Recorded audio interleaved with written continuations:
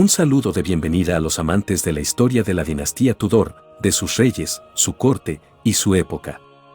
Hoy les traigo un video sobre la famosa capilla de San Jorge, la cual se encuentra en el antiguo castillo de Windsor y sirve como lugar de descanso final de los restos mortales de varios miembros de la familia real británica.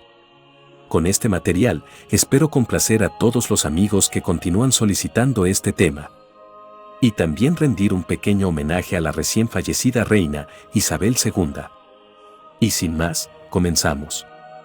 El lunes 19 de septiembre de 2022, el cuerpo de Su Majestad, la reina Isabel II, fue enterrado en la capilla de San Jorge, parte del castillo de Windsor, en Berkshire. Hace unos meses, subí un video sobre el entierro de Enrique VIII, cuyo ataúd se encuentra en una pequeña bóveda debajo del coro de dicha capilla. Pueden ver el video sobre el lugar de descanso final de Enrique VIII si dan clic en el enlace que les comparto en la descripción de este video. Pero el lugar en el que descansa el cuerpo de la difunta reina, junto con el de sus padres, hermana y amado esposo, va mucho más allá de la historia de esa bóveda. La capilla de San Jorge tiene una historia que se remonta a la época de Enrique I, que gobernó Inglaterra entre 1100 y 1135. Siempre he tenido curiosidad por descubrir más de los antiguos secretos de San Jorge. Y, como era de esperar, resulta que tiene una historia fascinante. Es un lugar que está enredado con la historia de la monarquía inglesa a lo largo de los siglos, un lugar para el depósito de obsequios enjollados fabulosos de los nobles más poderosos y ricos de la tierra, algunos de cuyos huesos yacen ahora bajo su suelo. Además de Enrique VIII, uno de los monarcas más notorios de la historia de Inglaterra, yacen allí sepultados varios otros cuerpos reales, incluidos los de un rey decapitado, un rey cuyo cuerpo fue exhumado en 1789 y cuyos restos ahora están esparcidos por la tierra gracias a los cazadores de reliquias, y una joven y hermosa princesa, heredera del trono, que murió trágicamente al dar a luz. En este video, quiero traerles algunas de las historias más curiosas e interesantes del interior de la bóveda de San Jorge, así como describir más el lugar donde está enterrado el último ataúd real. La capilla de San Jorge es un llamado royal peculiar, lo que significa que no está vinculada a la parroquia en la que se encuentra, sino que está bajo la autoridad directa del monarca. Este legado se remonta a la fundación de una capilla libre, en Windsor, por el rey Enrique I. Sin embargo, fue en 1330 cuando el rey Eduardo III trasladó esta fundación de Windsor Park al propio castillo, para que los capellanes del rey pudieran asistir a los oficios divinos de su alma. Luego, 18 años más tarde, el mismo rey estableció formalmente una carta de fundación para crear una capilla dotada, dentro de los límites de los muros del castillo, establecida en honor del Dios omnipotente, la gloriosa Virgen su madre, San Jorge Mártir, y San Eduardo el Confesor, San Jorge, por supuesto, siendo este último el santo patrono de Inglaterra. Entonces podemos avanzar unos 150 años, hasta el reinado de Eduardo IV, quien se dedicó a realizar extensas reparaciones y renovaciones en el castillo de Windsor, una de sus residencias favoritas. En ese momento, el castillo tenía casi 500 años y probablemente necesitaba una renovación. Habiendo encontrado que la noble colegiata de la capilla de Eduardo III se encontraba en una condición insegura, Eduardo IV ordenó la reconstrucción de la capilla en una escala más magnífica. Aquí haremos una pausa. El entierro, o debería decir la exhumación, del cuerpo de Eduardo IV en 1789 es la primera historia dentro de las bóvedas de San Jorge en la que me gustaría detenerme, ya que es macabra, como tienden a ser estas historias. En 1483, Eduardo murió inesperadamente en el antiguo Palacio de Westminster. Siendo aficionado a Windsor, el testamento de Eduardo declaró que deseaba ser enterrado, en sus propias palabras, en la iglesia del Colegio de San Jorge, dentro de nuestro castillo de Windsor, por nosotros comenzado de nuevo a ser construido. Según British History Online, Eduardo IV debía ser enterrado en una bóveda con una capilla, o un armario encima, con espacio para un altar y una tumba con su efigie de plata y oro, o al menos de cobre y oro. El testamento preveía además una capilla de 2 sacerdotes y una compañía de 13 feligreses pobres para vivir dentro del colegio. Así se hizo, y la capilla se encuentra, como indicó Eduardo, al norte del presbiterio, cerca del altar mayor. Pero, en caso de que se lo pregunte, la efigie de plata dorada de Eduardo IV nunca se construyó. Los huesos del rey permanecieron intactos durante 300 años hasta que se realizaron trabajos de renovación en la capilla. Esto se llevó a cabo como parte de un trabajo más amplio encargado de reparar y remodelar ciertas partes de San Jorge por orden del entonces monarca, el rey Jorge III. El carpintero del rey diseñaría una nueva pantalla de piedra para la capilla, que se adornaría con medallones y el escudo de armas de Eduardo, y colocaría una nueva piedra de toque de mármol negro en el suelo, que marcaría el lugar del entierro de dicho rey y el de su esposa, Elizabeth Woodville. Durante la ejecución de la obra, se debían volver a colocar los adoquines de la nave norte, ya que se había observado que el pavimento estaba hundido en una parte. Mientras realizaban este trabajo, el viernes 13 de marzo de 1789, los trabajadores se encontraron accidentalmente con la bóveda del entierro del rey y su consorte, muertos hacía mucho tiempo. Por cierto, hubo una búsqueda de esta bóveda antes de su descubrimiento accidental, pero sin suerte en la identificación o su entrada. De todos modos, una vez hallado, el lugar de enterramiento real pronto quedó al descubierto en su totalidad. La bóveda era pequeña, sus dimensiones se registraron como 9 pies de largo, 4 pies y 7 pulgadas de ancho, los arcos de 2 pies y 3 pulgadas de alto con toda la bóveda enterrada a una profundidad de 6 pies y 6 pulgadas. Las palabras Eduardus IV se encontraron escritas en el extremo este de la bóveda, Edward en el sur y posiblemente Edward en el arco de la bóveda. Dentro de la bóveda, los restos de un ataúd de madera, claramente desintegrado, un cráneo y huesos, pertenecientes a la reina Elizabeth Woodville, yacían encima de un ataúd de plomo. Elizabeth había muerto prácticamente sin un centavo en la abadía de Bermondsey en 1492. A pesar de que su hija estaba sentada en el trono como reina consorte de Enrique VII, el funeral de Elizabeth Woodville fue modesto. Su ataúd de madera da fe de ello. El ataúd de plomo, por otro lado, estaba intacto. Curiosamente, había estado descansando en un ligero ángulo, con la cabeza elevada por encima de los pies. Para verlo mejor, se sacó el ataúd de la bóveda y se colocó en el pavimento para su inspección. Una gran multitud, incluidos varios de los grandes y buenos nobles asociados con la casa real o la capilla, parece haberse reunido para presenciar la apertura. Entonces se abrió el ataúd. Lo que encontraron fue un esqueleto completo. Debido al ángulo en que había estado reposando el ataúd, la parte inferior de los huesos de las piernas y los pies estaban sumergidos en 3 pulgadas de un líquido negro, que luego se identificó, o al menos se dedujo, que era el resultado de la putrefacción del cuerpo, combinado con los restos del ataúd de madera. Sorprendentemente, sin embargo, el cuerpo de Eduardo IV estaba en un excelente estado de conservación, al menos inicialmente. Un periódico, llamado The Daily Advertiser, señaló al día siguiente que el cuerpo del monarca apareció entero, los lineamientos de su rostro se distinguían. El material, descrito como encaje, envolvía el cuerpo, aunque los registros contemporáneos del entierro del rey indican que el cuerpo estaba envuelto en terciopelo.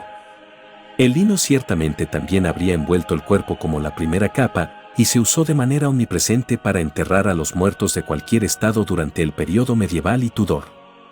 Se midió el esqueleto del rey y se encontró que medía 6 pies y 3,5 pulgadas. Era evidente el cabello castaño hasta los hombros, con mechones más cortos sobre los huesos del cuello y alrededor de los hombros. Se pensaba que eran los restos de una barba. Lamentablemente, sin embargo, la exposición del cuerpo al aire hizo que el cadáver se desintegrara casi instantáneamente. Como dijo un testigo presencial. Cuando se abrió el ataúd, el cuerpo tenía su forma natural, pero pronto se convirtió en polvo. Este es un fenómeno demasiado conocido.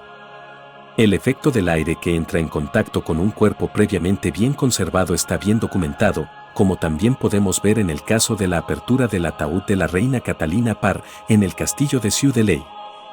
Al igual que con la exhumación de Catalina, los académicos y los cazadores de reliquias no pudieron resistir el impulso de robar una parte del cuerpo. Muchos mechones de cabello fueron sacados del ataúd o cortados del cráneo. Otras reliquias fueron robadas y se mencionan en un relato contemporáneo llamado Guía de Windsor. Dichas reliquias incluían dientes y dedos. También se dijo que últimamente se extrajo un hueso de la pierna y se vendió en una subasta. Según el reporte sobre los funerales reales de la casa de York en Windsor, se sabe que sobrevivieron 12 o 13 mechones de cabello de Eduardo IV y todavía se pueden rastrear hoy. Lo anterior ciertamente demuestra que el estatus real no confiere a una persona la utopía de la paz eterna en esta tierra. Ahora, dejaremos atrás esta intrigante historia y dirigiremos nuestra atención a otra bóveda real que se encuentra debajo del piso de la capilla de San Jorge. Siempre me resulta divertido cómo la posición exacta de las bóvedas reales y los cuerpos que contienen no siempre se registran meticulosamente en el momento del entierro. Por lo tanto, no es raro que los cuerpos reales se pierdan, y su redescubrimiento es a menudo accidental. Lo he visto antes con la bóveda que contiene los restos de Jacobo I de Inglaterra, en la abadía de Westminster, por ejemplo, y acabamos de presenciar lo mismo en el caso de la bóveda que contiene los cadáveres de Eduardo IV y Elizabeth Woodville. Ahora, increíblemente, en el mismo edificio, este segundo reporte cuenta una historia similar. A finales del siglo XVIII y principios del XIX, el entonces monarca Jorge III gastó enormes sumas de dinero en la restauración del castillo de Windsor. La capilla de San Jorge también fue ampliamente renovada. Uno de los puntos de la agenda real era construir un nuevo mausoleo en la capilla, ya que la abadía de Westminster estaba llena. La nueva casa de tumbas, como se la conocía, se construiría directamente debajo del presbiterio de la capilla de San Jorge. Durante el curso de la creación de un pasaje debajo del coro, los trabajadores se encontraron accidentalmente con la pared de una bóveda que faltaba, que se cree que es la del rey Enrique VIII y su tercera esposa, Jane Seymour. El jueves 1 de abril de 1813, se ingresó a la bóveda en presencia del príncipe regente. El grupo estaba ansioso por determinar la identidad del cuerpo contenido dentro de un tercer ataúd de tamaño adulto. Si los presentes sospecharon que este era el cuerpo del decapitado rey Carlos I, no está del todo claro a partir del relato contemporáneo. Sin embargo, este parece ser el foco de su curiosidad. Durante mucho tiempo se supo que el cuerpo de Carlos, que se sabía que había sido enterrado en la capilla de San Jorge, no estaba allí. No quedó ningún relato claro de su lugar exacto de descanso final, simplemente una descripción del entierro del señor Herbert, un sirviente de la alcoba del rey. Herbert era un fiel servidor del monarca, a quien se le había encomendado el entierro del cuerpo de Carlos. La bóveda se midió a 7 pies y 2 pulgadas de ancho, 9 pies y 6 pulgadas de largo, y 4 pies y 10 pulgadas de alto. El ataúd estaba cubierto con un paño mortuorio de terciopelo, de acuerdo con la descripción dejada por el señor Herbert. Debajo del paño mortuorio, había un simple ataúd de plomo, con la inscripción Rey Carlos I, 1648. Uno hubiera pensado que eso bastaría como clara identificación de su ocupante, pero no es así. El ataúd fue debidamente abierto en la cabecera. Hubo relatos contemporáneos a la ejecución de Carlos de que el cuerpo del rey fue embalsamado inmediatamente después de la muerte. Nuestros intrépidos exploradores notaron que la tela de cerezo utilizada durante dicho proceso se envolvía alrededor del cadáver y estaba empapada en resina y materia untuosa o grasienta, claramente destinada a mantener el aire fuera y preservar el cuerpo. Una vez que se quitó cuidadosamente el paño de cerezo de la cara, se reveló el rostro del rey. La piel estaba oscura y descolorida, la frente y las sienes no habían perdido nada de su apariencia musculosa, aunque el cartílago de la nariz había desaparecido, el ojo izquierdo, por un momento fugaz, se vio abierto y perfectamente conservado, antes de convertirse inmediatamente en polvo, como vimos con el cuerpo de Eduardo IV. El cabello de Carlos parece haber estado bien conservado, y era castaño oscuro.